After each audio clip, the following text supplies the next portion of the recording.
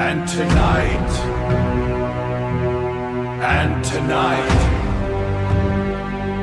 the vault is open. The dyatlov passed 9 hikers.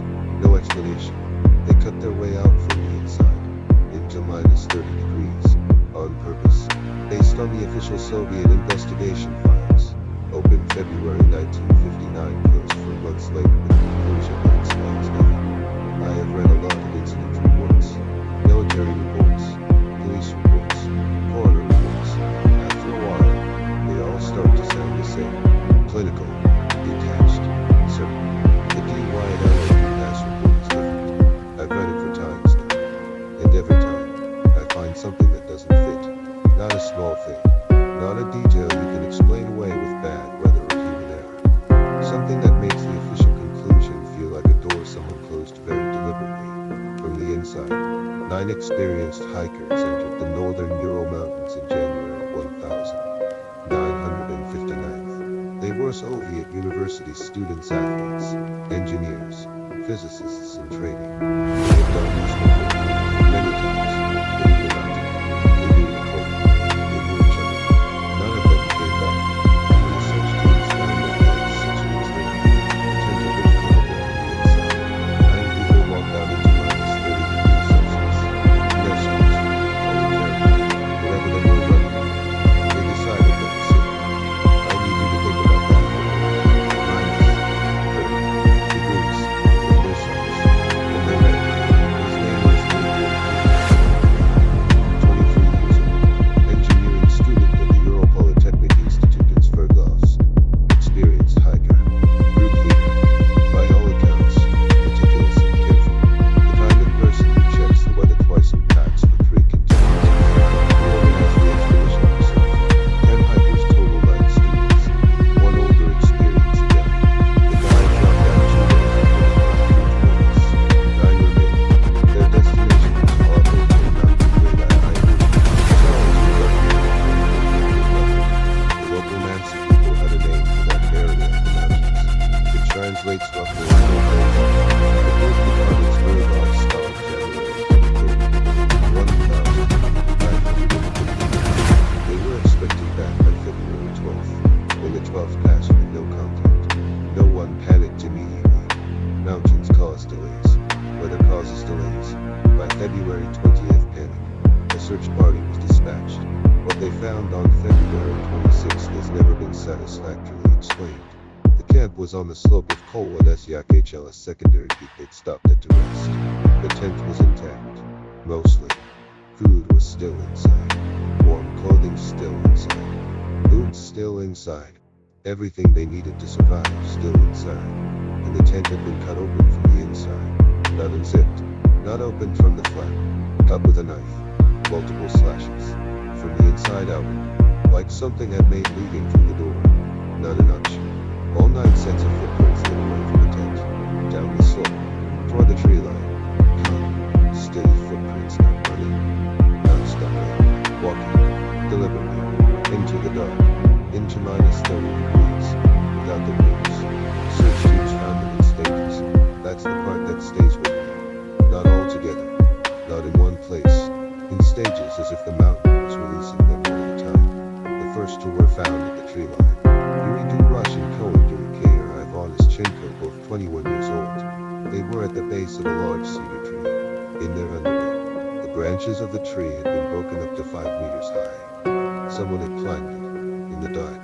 In the cold. In their underwear. The fire they had built was small. Inadequate for temperature. Their hands were burned. Not frostbitten burn. From tending a fire to small and silver. 3 more were found near Monkey. United vulnerable again. Rusting sled over. They were on the slope with leaves and mud in the tent. Facing the tent. Walking back. They died trying to return. Slobodan had a small fracture in his skin. The official report called him possibly from a fall. The remaining victims seized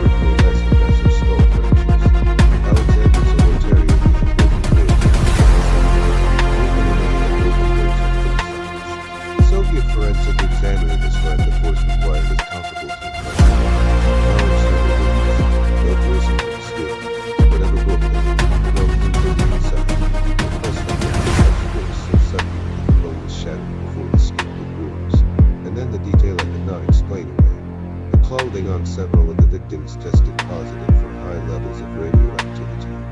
The Soviet report noted this, then moved on without explanation. The official conclusion released for months after the investigation began stated the hikers died due to a compelling unknown force. That is a direct quote from a Soviet government document. A compelling unknown force. That is not a conclusion. That is a government saying we looked. We don't know. And we're closing the file anyway. The file was classified. It stayed classified for 30 years. When it was finally released after the fall of the Soviet Union, pages were missing. Specific pages. The ones covering the final forensic analysis of the four found in Berlin. Some were removed. Before the file was sealed, before anyone outside the investigation would ever read it, I keep thinking about doing it the next time. Where it went, and why. The Soviet government officially closed the dyatlov OV pass investigation on February 1959. For months after 9 people died in a way no one could explain.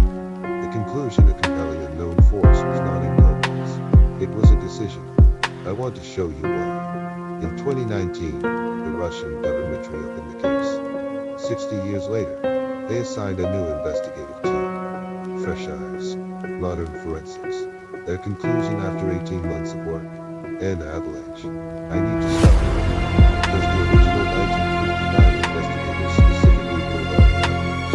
A slow pain release to shower. A slow condition for and most critically, avalanches do not make nine cents at all. Deliver footprints walking away from the tape. The 2019 team said the footprints were consistent with post-avalanche observations. The 1959 team first started to discover those footprints in spring. In 2021, the documentary team undertaking partial access to investigators' files. What they found was this. The investigating magistrate, a man named Levitinov, gave an interview in 1919. 1 year before he died. He had never spoken publicly about the case before. He said, and I want to be precise, that the physical evidence at the scene was completely inconsistent with any natural explanation he had encountered in his career. He said the total data on the inside were grave areas. He said the missing pages from the file were removed before the file was sealed. He said it was respected. He would not say by who. In the same interview, Levitinov described something the search party proposed whenever they needed the official file. Several members of the search party were named in several important sleep rolling moving over the mountain in the nights following the discovery of the camp. Military personnel stationed in the region filed similar reports in February 1959. Those reports were classified. They were declassified in 1991st. They exist. You can read them. I did.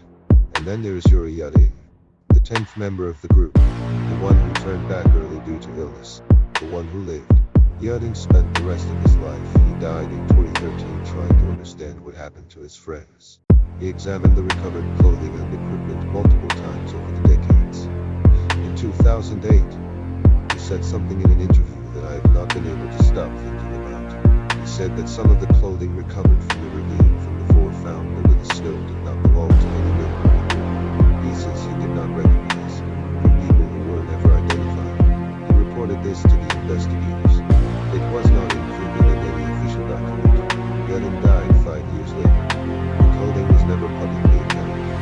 Here's what I think happened. Not what the Soviet government concluded. Not what the 2019 team concluded. What the evidence taken as a whole without filtering out the inconvenient parts actually suggests. Something happened on that slope between 9 p.m. and midnight on February 1st. 1959. Something that made 9 experienced, rational, cold weather trained adults got their way out of their only shelter and walk into minus 30 degrees without boots, not in panic. The footprints showed up, not randomly. They moved toward the tree line on purpose. They were getting away from something specific, something at the top, or above it. The injuries tell us that the story. Skull fractures and shattered ribs, or external wounds from the fall. It is not an avalanche. It is pressure. Sudden massive pulverized pressure. The kind that can come from something. Concussive. Something that hits the body from the outside without force to break bones without even contact with the skin.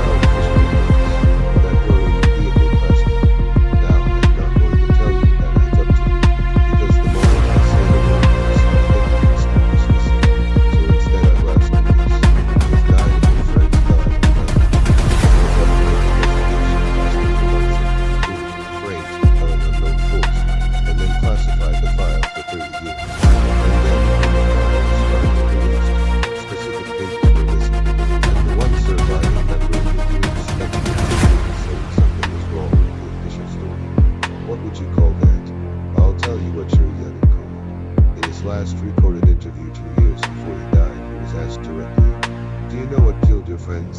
He was quiet for a long time. Then he said, I know it didn't kill them. He listed the avalanche, the cold, the panic. None of those things killed them, he said.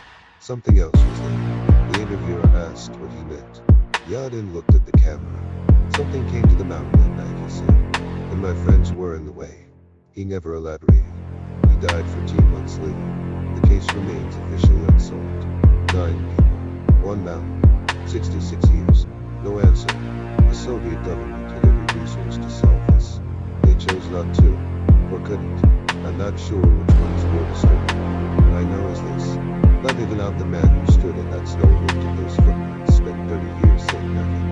Then 1 year before he died, he returned. He said the evidence pointed somewhere the government would not follow.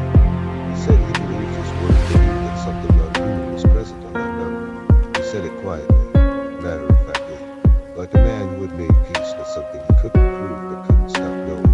I think about Tego dyatlov a lot. 23 years old. Careful.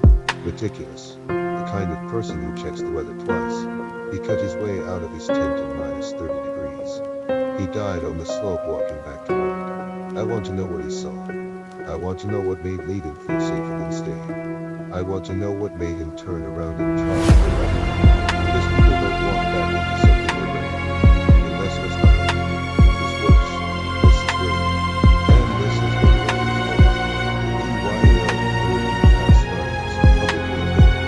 I've lived with a classified subject documents in each station. We've been receptive. Come to your own conclusion. And if you reach the same one I did, you'll understand why I can't keep the lights on.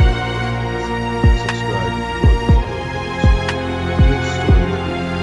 I'll be here. Tonight's file is closed, but the secrets below never sleep.